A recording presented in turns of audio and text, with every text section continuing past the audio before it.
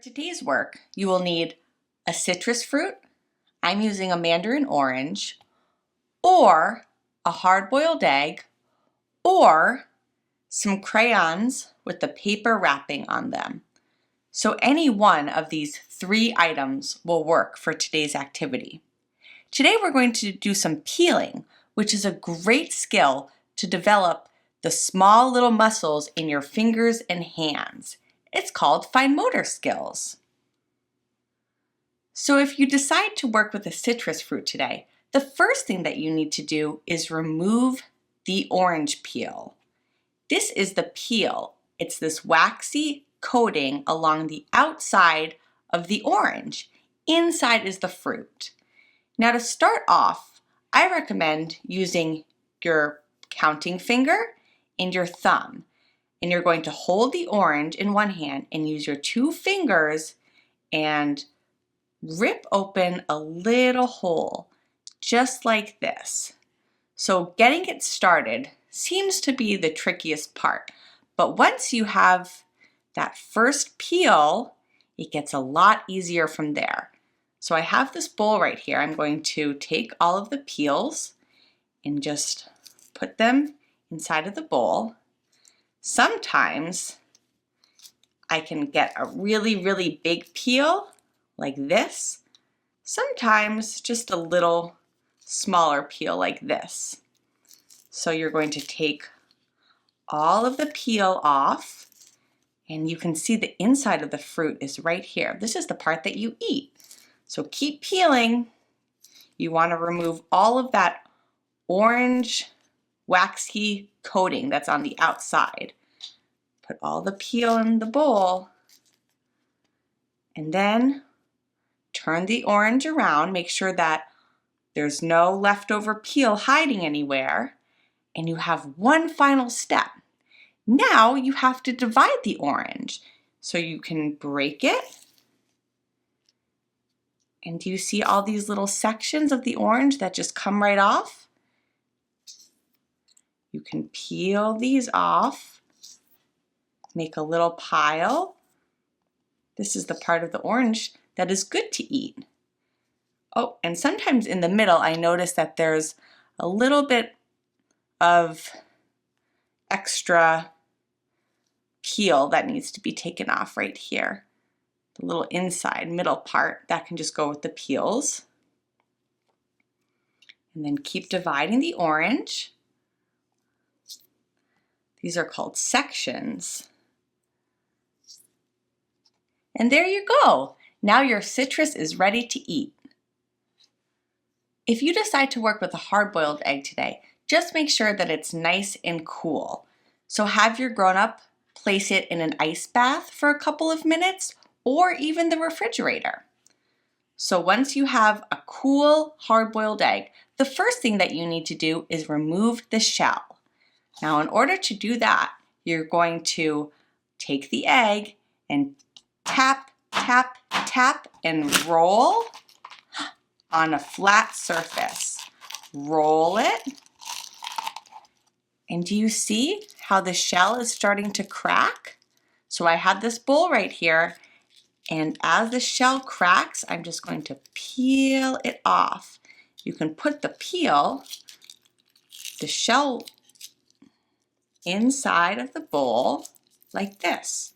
Now I recommend having your grown-up add a couple of teaspoons of white vinegar to the boiling water as you're cooking the egg. It just helps the shell to come off easier while you're peeling. So keep peeling. There we go. And just like we did with the orange, you're just going to turn the egg around. Make sure that you don't see any shell that's left over. And there you go. This is the part of the egg that you can eat. So if you don't have a citrus fruit or a hard-boiled egg to work with, you can do this same activity using crayons. Just make sure that the crayons have this paper wrapping on the outside. And just like we peeled the orange and the hard-boiled egg, you're going to peel the paper wrapping off of the crayon like this. So start at the top and peel it back. I'm going to put the peel right inside of the bowl. Keep peeling. Put the wrapper in the bowl. And you can keep going until all of the paper wrapper is off of the crayon. Let's get back to circle time.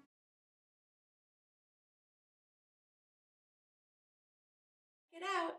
For today's work, you will need a banana, a kid-friendly knife, or a butter knife will work. And if you don't have a banana to use, Play-Doh can work just as well. So the first thing that you need to do is remove the banana peel. The banana peel is this yellow coating on the outside of the banana. Now in order to do that, you're going to take one hand and hold the bottom of the banana, but not too tightly because you don't want your banana to get all squishy. You're going to take your other hand and hold it right up here at the stem, and you're going to give a little twist. And do you see how it's starting to break open? And you're just going to pull that piece down, down, down. There we go. So let's go back up to the top. So the stem isn't there anymore, but you can start to pull, pull, pull, pull, pull down. Let's see, there's still some peel left on this side. I wonder if I can peel it off in one try. So take your counting finger and your thumb, and you're going to hold the top. Oh, and look at that. Pull, pull, pull. There we go. Now the banana is ready to eat. But before we do that, we have one more step. We are going to practice slicing the banana. So let's just remove the extra peel down here. You can break it off. Just like that, it comes off pretty easily. Bananas are super soft. So if you don't have a kid-friendly knife, you can just use a butter knife like this. I love these knives. These are by Curious Chef, and they're really great for kids to work with in the kitchen. They're super safe, but definitely effective at the same time. So when you're working with a knife, you want to make sure that you're working in the proper, correct way in order to use it safely. So in order to do that, you're going to take one hand and you're going to hold the handle like this with one hand. Now with your other hand, you're going to hold the banana. You want to hold the banana to keep the banana from slipping and sliding all over the place. So you're going to start at the top.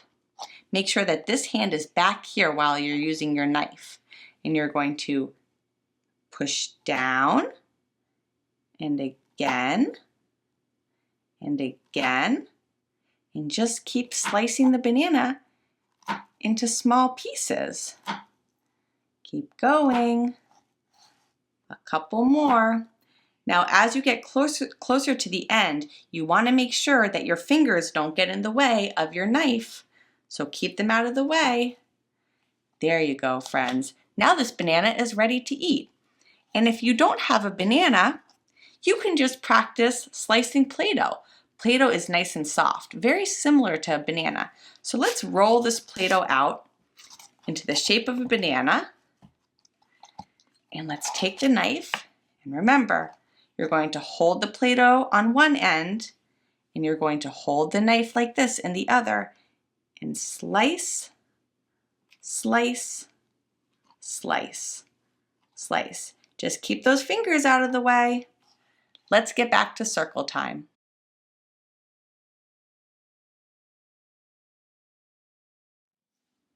For today's work, you will need 2 cups, one full of water and one empty.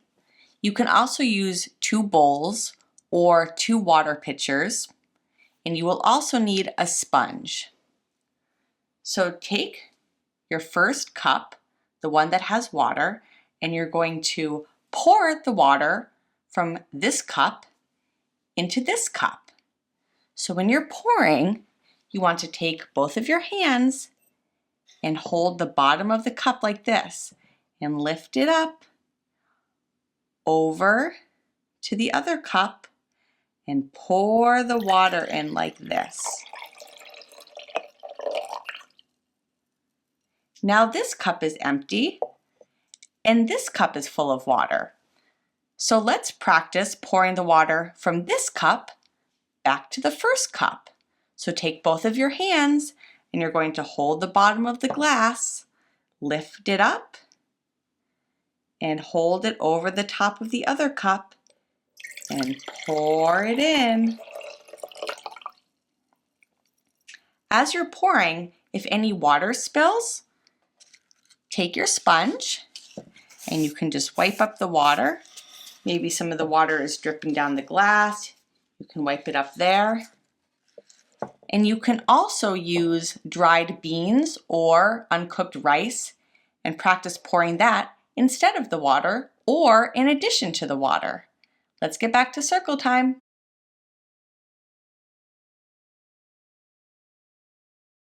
For today's work, you will need a large mixing bowl, a spoon for mixing,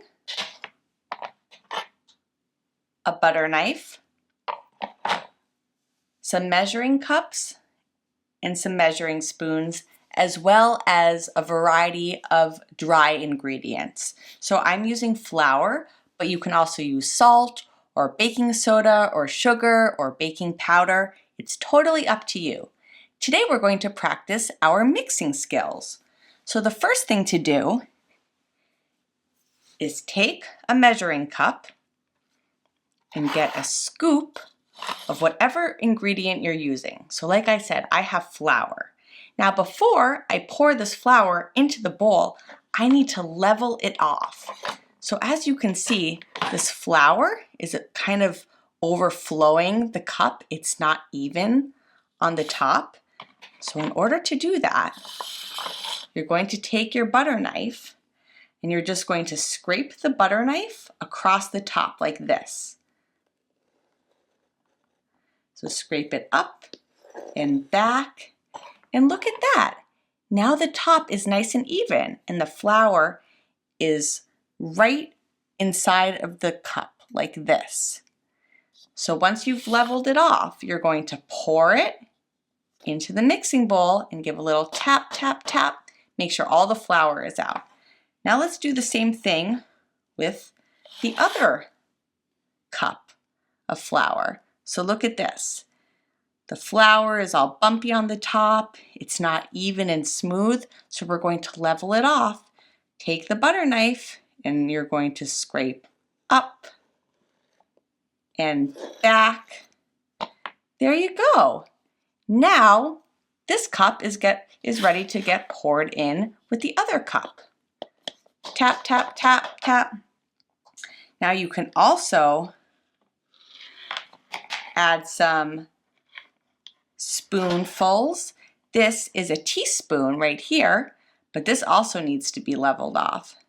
Scrape down and up and tap, tap, tap. And now we're ready to mix. So we have all the flour inside of the bowl. You're going to take your spoon, and when you are mixing, you're going to take your hand and hold the top of the spoon handle right up here. The bottom part, this goes into the bowl, and you're going to go around and around. So you're mixing with one hand, and with the other hand, you hold the bowl steady. Mix around and around. You want to make sure that that spoon stays inside of the bowl and you're going around in nice, slow motion like this. Mix, make sure that all the ingredients are mixed up. If some of the ingredients starts moving up the side of the bowl, you can scrape it down like this.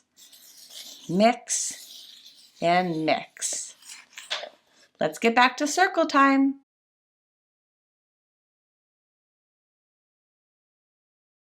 For today's work, you will need a spoon, a butter knife, a napkin, a rice cake or a piece of toast, and something that is easily spread on top of the rice cake or toast. So right here I have some jelly, but you can also use a smooth creamy peanut butter or guacamole or hummus, whatever you have in your house. I recommend using toast instead of bread because you want to make sure that your bread doesn't fall apart while you're spreading, and the toast will just hold together a little easier.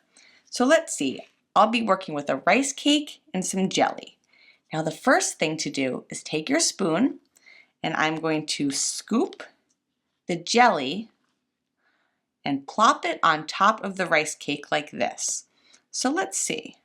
I may need a little bit more than that, but I'll start with that. Next, you're going to take your knife with one hand and you're going to hold the rice cake steady with the other, and you're just going to move the jelly and spread it over the rice cake so that it covers the top of it. Let's see, it looks like I could use a little bit more jelly. So take your spoon and scoop and plop it back on top. Let's see. Now I'm going to take the knife again with one hand, and I'm going to hold the rice cake steady with the other and just spread the jelly around. It's like I'm painting the rice cake. So again, friends, if you don't have a rice cake, you could use a piece of toast. And if you don't have jelly, you could use something that would spread easily. So guacamole, or hummus, or peanut butter. If you use peanut butter, I recommend using a creamy peanut butter. Crunchy peanut butter is a little bit hard to spread. And look at this. The rice cake now has jelly spread all over the top of it. Now it's ready to eat. Let's get back to circle time.